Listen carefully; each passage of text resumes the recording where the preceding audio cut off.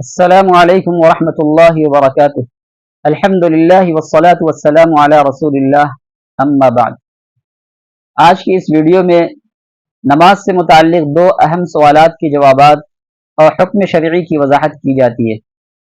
پہلا سوال یہ ہے کہ اگر کوئی شخص قاعدہ اخیرہ میں تشہد پڑھنے کے بعد بھول سے کھڑا ہو جائے اور اگلی رکعت میں چلا جائے تو اس کے لیے کیا حکم ہے؟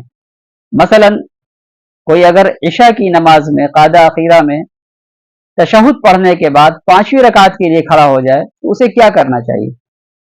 تو اس کا حکم یہ ہے کہ جب تک اگلی رکعت کا سجدہ نہیں کیا ہے، چاہے وہ قرات کر رہا ہو یا رکوع میں ہو، اگر سجدہ اس نے نہیں کیا ہے تو اسے بیٹھ جانا چاہیے اور بیٹھ کر فوراً تشہد پڑھے بغیر ایک طرف سلام پھیر کر سجدہ سہو کرنا چاہیے، اور پھر سجدہ سہو کرنے کے بعد تشہد اور درود شریف اور دعائے معصورہ پڑھنے کے بعد نماز مکمل کر لینی چاہیے۔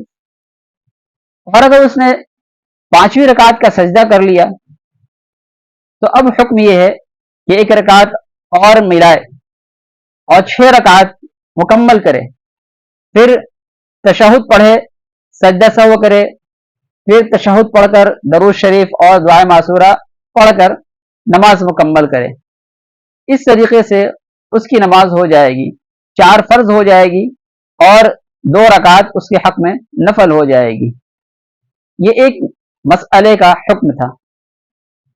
دوسرا جو سوال ہے وہ یہ ہے کہ اگر کوئی شخص چاہے امام ہو یا منفرد تنہا نماز پڑھنے والا ہو، جہری نماز میں اگر وہ سری قرات کر دے یا سری نماز میں اگر وہ جہری قرات کر دے تو اس کا حکم کیا ہے؟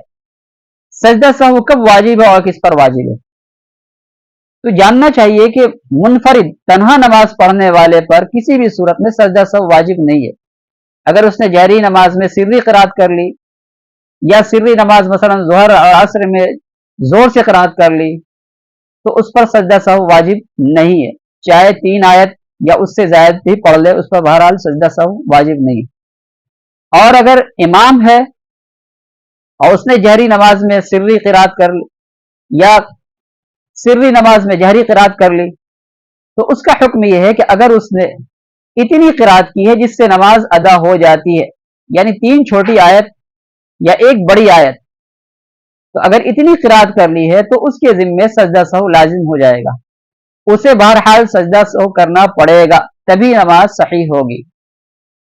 تو اس شکل میں امام پر سجدہ سہو واجب ہے، منفرد تنہا نماز پڑھنے والے پر سجدہ سہو واجب نہیں ہے۔ یہی مفتہ بھی قول ہے، اسی کے مطابق عمل کیا جاتا ہے۔ مستند فقہی کتابوں کے اندر یہی مسئلہ مذکور ہے۔ واللہ اعلم بالصواب۔ السلام علیکم ورحمۃ اللہ وبرکاتہ۔